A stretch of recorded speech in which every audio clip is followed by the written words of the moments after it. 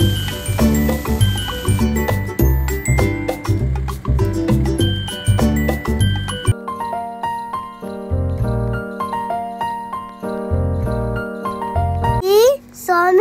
समर्थ।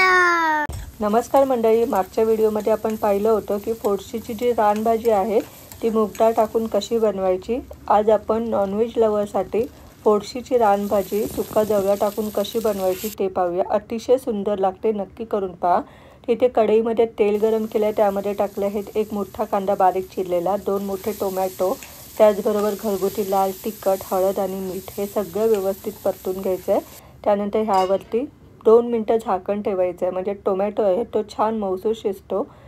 2 मिनिटं झालेली आहेत आणि पाहू शकता टोमॅटो छान मऊसूर शिजलेला आहे। अशा प्रकारे स्मॅश करून घ्यायचा आहे। त्यानंतर हा सुका जवळा जो मी स्वच्छ निवडून 2 ते 3 पाण्यामध्ये छान धुवून घेतलेला आहे, तो व्यवस्थित पिळून त्याच्यातलं पाणी सगळं बाहेर काढायचं आणि तो ह्यामध्ये टाकायचा। पुन्हा एकदा व्यवस्थित परतून 5 मिनिटं झाकण ठेवायचं, म्हणजे जवळा जो आहे त्याचा कच्चा वास निघून जातो आणि फोडणीमध्ये छान शिजला जातो। हे अशा प्रकारे सुद्धा भाजी तुम्ही गरमागरम भाकरी पोळीबरोबर सर्व करू शकता, अप्रतिम लागते। आता ह्यामध्ये मी स्वच्छ धुवून बारीक चिरून घेतलेली ही फोडशीची भाजी टाकते।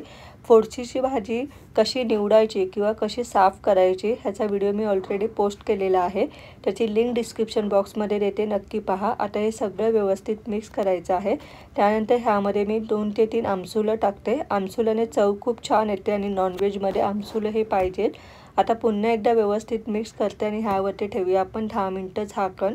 वाफेवरती छान शिजून घ्यायचे आहे आणि पाहू शकता तयार आहे आपली फोडशीची भाजी। आता आपण साईड डिश म्हणून किंवा तोंडी लावायला सुका जवळा कसा बनवायचा ते पाहूया। इथे मी सुका जवळा व्यवस्थित निवडून घेतला आहे, आपल्याला धुवायचा नाही आहे। त्यानंतर तव्यावरती स्लो गॅसवरती खरपूस भाजून घ्यायचा आहे, खूप छान क्रिस्पी होतो।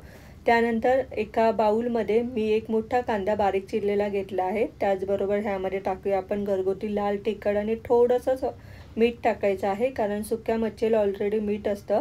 आता मसाला आणि मीठ कांद्याला छान चोळून घ्यायचं आहे आणि त्यानंतर आपण जो भाजून घेतलेला जवळा आहे तो ह्यामध्ये टाकायचा आहे।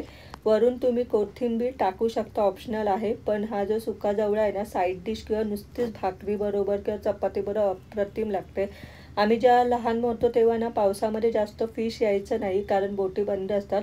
माई अंड्याचा छान थपथपीत म्हणजे फोडलेल्या अंड्याचा रस्साने असा सुका जवळा करून द्यायचे, अप्रतिम चव लागायची। तुम्ही सुद्धा नक्की करून पहा। एन्जॉय।